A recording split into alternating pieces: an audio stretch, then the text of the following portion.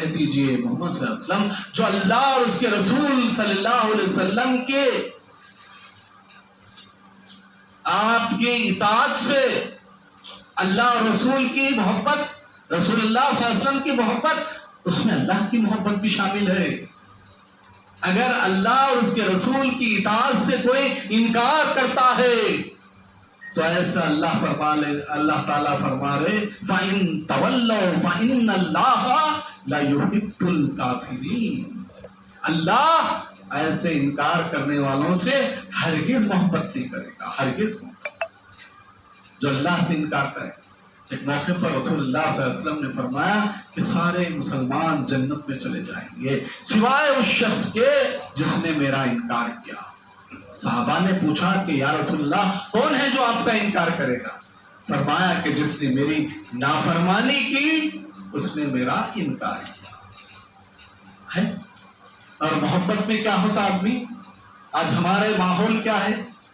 آج ہماری بگاڑ کیا ہے؟ آج قرآن کی شریعت کی باتیں تو سن رہے ہیں، باتیں تو ہو رہی، لیکن عمل سے ہم اس کو کیا کر رہے؟ دھجیاں اڑا دیں، یعنی عمل نہیں کر رہے شریعت کی، اعمال ہوئی لوگ نہیں، خود ہم کر رہے ہیں، ہم امتی ہو کر رہے ہیں۔ اب ہم اذان ہو رہی ہے، ہم جشن میں ہیں، بس نماز گئی تو گئی۔ یہ ہے محمد رسول اللہ صلی اللہ علیہ وسلم سے عاشقان رسول۔ ارے کتنے آپ کو ویڈیو دیکھے ہوں گے، آپ کتنے ہو کرے ہوں گے۔ نماز اللہ کے رسول صلی اللہ علیہ وسلم نے فرمایا کہ میری آنکھوں کی ٹھنڈک ہے۔ نماز مومن کی معراج ہے۔ نماز ایک مسلمان اور کافر کے اندر فرق کرنے والی چیز ہے۔ اگر ایک شخص نماز ہی نہیں پڑھتا، چاہے وہ لاکھ دعوے کر لے میں مسلمان ہوں، تو کیسے ممکن ہے؟ بتائیے۔ کہا جا رہا اذان سے مؤذن کی آواز حی علی الصلاۃ حی علی الفلاح، آؤ نماز کے لیے، آؤ کامیابی کی طرف، اور ہم کدھر بول رہے؟ کامیابی دوسری طرف ڈھونڈ رہے۔ اگر رسول اللہ صلی اللہ علیہ وسلم نے فرمایا میری آنکھوں کی ٹھنڈک ہے نماز، مومن کی معراج ہے نماز، ایک مسلمان ایک کافر کے درمیان فرق کرنے والی ہے نماز، لیکن ہم نمازوں کو چھوڑ پھر بھی ہم مسلمان رہے۔ اب بات یہ ہو گئی کہ بھائی ایک پولیس آفیسر ہے یا کوئی بڑا کلکٹر ہے یا کوئی بڑے پولیس کے اعلیٰ کیا بولتے کہ آفیسر ہے، اس کا کام کیا ہے؟ اس کا کام کیا ہے کہ وہ جھوٹ نہیں بولنا، چوری نہیں کرنا، دوسروں تک خیر کی۔ ہمارا وجود کئی کے لیے ہے؟ دوسروں کے لیے ہے۔ ہم کیا سمجھ رہے؟ ہمارے واسطے سے ہمیج کھانا، ہمیج کرنا سب ہمارے واسطے۔ پڑوسی بھوکا رہ جاؤ، ان مر جان دے، ان کیا بھی ہو جان دے، رشتہ دار کیا بھی ہو جان دو۔ یہ رسول اللہ صلی اللہ علیہ وسلم کی زندگی ایسی نہیں تھی۔ آپ کی جو زندگی کے تعلق سے ہم بیٹھے، ابھی مولانا نے جو بات کہا کہ اماں ختیجہ رضی اللہ تعالیٰ عنہ کے پاس جب رسول اللہ صلی اللہ علیہ وسلم کو جبرائیل علیہ السلام کو دیکھے وہی آئی، تو جیسا کہ ابھی آپ سنے نا زملونی کے کہا کہ اپنی ازواج کو یعنی ہماری ماں سے فرمایا کہ مجھے چادر اڑا دو، مجھے ڈر لگ رہا ہے، میری جان کو خطرہ محسوس کرتا ہوں۔ اس وقت اماں ختیجہ رضی اللہ تعالیٰ عنہ کیا فرمائی کہ میرے محبوب خواتین غور سے سنیں، اماں ختیجہ کا کردار کیا تھا، وہ اپنے شوہر کو کیسے تسلی دی، کیسے ڈھارس جو سے انہوں نے دیا۔ کہا کہ فرمایا کہ میرے سرتاج آپ گھبرائیے، آپ پریشان مت ہوئے، اللہ آپ کو ضائع نہیں کرے گا۔ کیوں؟ کہ آپ بے سہاروں کو سہارا دیتے ہیں، آپ کمزوروں کے کام آتے ہیں، آپ بیواؤں کی مدد کرتے ہیں، آپ بے سہاروں کو سہارا دیتے ہیں، اللہ آپ کو ہرگز ضائع نہیں کرے گا۔ یہ رسول اللہ صلی اللہ علیہ وسلم کی زندگی بے بیشا کھڑے ہو جاتے تھے۔ آپ کو معلوم ہے بے شمار واقعات تھے، پر وقت نہیں ہے کہ یہاں ایک ایک واقعہ سنایا جائے۔ ایک یتیم کا مال لے کر ابو جہل دھکے دے کر جو اسے بھگا دیا، اس کو جا کس کے لے جاتا، جا کون ہے دیکھیں گے۔ اس کا مال کھینچ لیا، اس کے اونٹ کھینچ لیا، دھکے مار کر بھگا دیا. اب وہ یتیم بچہ رو لیتے ہوئے جو سہارا نکلا بڑے بڑے سرداروں کے پاس گیا. انہوں نے بولے کہ بھائی ہم اس سے نہیں لڑ سکتے اس کے سامنے. تو وہ جائیے وہاں ایک بیٹھے ہیں، کون تھے؟ رسول اللہ صلی اللہ علیہ وسلم. وہ آپ کا دشمن تھا ابو جہل، معلوم تھا رسول اللہ صلی اللہ علیہ وسلم کا. لیکن بچے نے جب آپ سے فریاد کی یتیم بچہ، تو آپ اس کا ہاتھ پکڑے، بولے چل جائیں گے اس کے گھر. فرمایا کہ کھٹکا مار کر کہا کہ ابو جہل لا اس کا مال، اس کو واپس کر. کیسے؟ یہ ہوتا ہے لیڈر، یہ ہوتا ہے قائد. یہ جرأت رسول اللہ صلی اللہ علیہ وسلم کو اللہ تعالیٰ نے رعب عطا کیا تھا، دبدبہ عطا کیا تھا. وہ دبدبے کو دیکھ کر، وہ رعب کو دیکھ کر دشمن کیا سمجھتے تھے؟ آپ کو جادوگر سمجھتے تھے. لیکن علماء لکھتے ہیں یہ جو آپ کا دبدبہ تھا، آپ کی جو یہ رعب تھا، یہ آپ کی شخصیت تھی، یہ آپ کے کردار، آپ کے اخلاق. رسول اللہ صلی اللہ علیہ وسلم میں دشمن بھی آپ کے گھبراتے تھے. یہ اللہ کے رسول صلی اللہ علیہ وسلم کیوں؟ اگر سچا آدمی ہے، اچھے کردار والا ہے، اچھے اخلاق والا ہے، تو کوئی بھی جو اس کو گھبراتا کرتا ہو. لیکن اس کا خود شخصیت میں کچھ نقص ہے، وہی جو ہے صحیح نہیں ہے، تو اس کی بات کون سنتا ہے نا. تو ہم پہلے رول ماڈل بننا چاہیے. کس کے رول ماڈل بننا؟ رسول اللہ صلی اللہ علیہ وسلم. اور جو کام اللہ کے رسول صلی اللہ علیہ وسلم نے کیا، وہ کیا کام ہے بولیے دنیا میں؟ سب سے بڑا کام بتائیے جو رسول اللہ صلی اللہ علیہ وسلم، سب سے بڑی سنت جو رسول اللہ صلی اللہ علیہ وسلم کی تھی، وہ کیا ہے بتائیے. ہمارے کو معلوم نہ، چھوٹے چھوٹے سنتیں معلوم.